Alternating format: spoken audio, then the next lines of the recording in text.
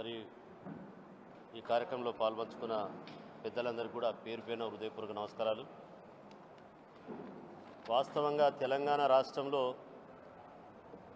ఈ పరిపాలన చూస్తూ ఉంటే ఇది పరిపాలన లేకపోతే బూతుల పరిపాలన లేకపోతే ఏకచక్రాధిపతిని అనుకుంటున్నాడా మరి రేవంత్ రెడ్డి గారికి తెలియాల్సిన అవసరం ఉంది.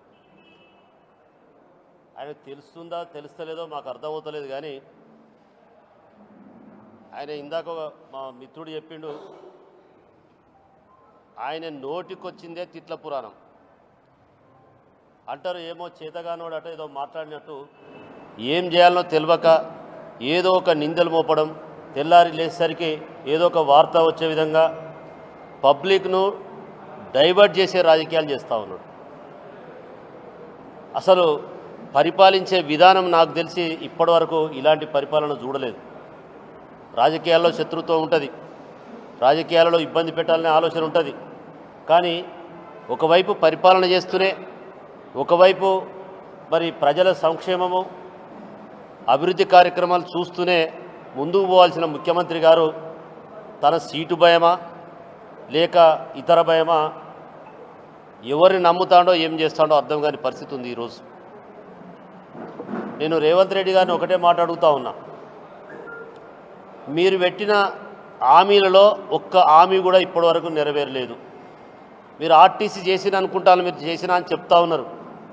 ఆర్టీసీకి కార్పొరేషన్కు మీరు డబ్బులు కడితేనే అది చేసినట్టుగా నేను భావిస్తూ ఉంటాను. ఇప్పటివరకు నువ్వు పేమెంట్ ఇస్తలేవు, ఆర్టీసీ ఫ్రీ అన్నావు. ఏది ఇలా ఆటో సోదరుల పరిస్థితి ఏందండి?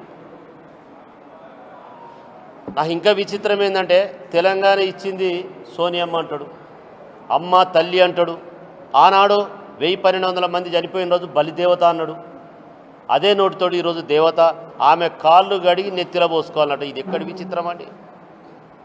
ఆనాడు తెల్లోని ఉరికిచ్చి కొడితే వాని బుల్లెట్లకు అడ్డం ఉండి ఎంతోమంది త్యాగదనులు, ఎంతోమంది మరి స్వాతంత్ర సమరయోధులు కష్టపడి స్వార్థానికి కూడా ఆలోచించకుండా కష్టపడితే ఎదుర్కొంటే స్వాతంత్రం వచ్చింది భారతదేశానికి. ఈరోజు మరి 14 సంవత్సరాలు 10 సంవత్సరాలు పోరాటం ఆడి తెలంగాణ తెచ్చిన వ్యక్తి మాజీ ముఖ్యమంత్రి కేసీఆర్ గారు. ఒకానొక స్టేజ్లో ఇచ్చినట్టే ఇచ్చి వెనకకు తీసుకుంటే ఒకానొక స్టేజ్లో ఆంధ్ర వాళ్ళు నానా రకాల పెత్తనం చేసి నానా రకాల ప్రెషర్ చేసి ఆపిన క్రమంలో మరి 29 నవంబర్ నాడు కేసీఆర్ సచ్చుడా తెలంగాణ తెచ్చుడా అని ఒక ధైర్యంగా ముందుకు పోయి మరి దీక్ష దివాజ్ చేస్తే ఈరోజు అన్ని పార్టీల వాళ్ళు దేశం మొత్తం కదిలొచ్చే విధంగా అయ్యో ఇవ్వాల్సిందే తెలంగాణ అని చెప్పి తప్పని పరిస్థితుల తెలంగాణ ఇవ్వకపోతే మాకు పుట్టగదులు ఉండవు, తెలంగాణలో మా పార్టీ ఉండదు అని ఆలోచించుకొని మీరు తెలంగాణ ఇచ్చిండ్రు తప్ప మీరు తెలంగాణ ఇచ్చుడేంది?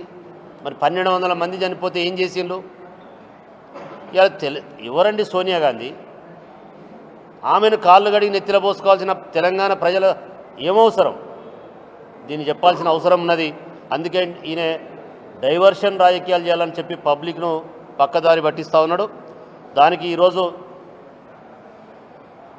దీక్షా దివాస్ను పెద్ద ఎత్తున చేయాలనే ఉద్దేశంతో ఈరోజు మరి మా బీఆర్ఎస్ పార్టీ చేస్తే కనీసం ప్రజలు తెలియని ప్రజలన్నా కావచ్చు, కాంగ్రెస్ వాళ్ళకి కళ్ళు తెరిస్తే అనుకొని అరే నిజమే కదా కేసీఆర్ చేసిండనే కళ్ళు తెరిచే విధంగా దీక్షా దివాజ్ చేయాలని చెప్పి ఆలోచనతో ముందుకు పోతున్నాం.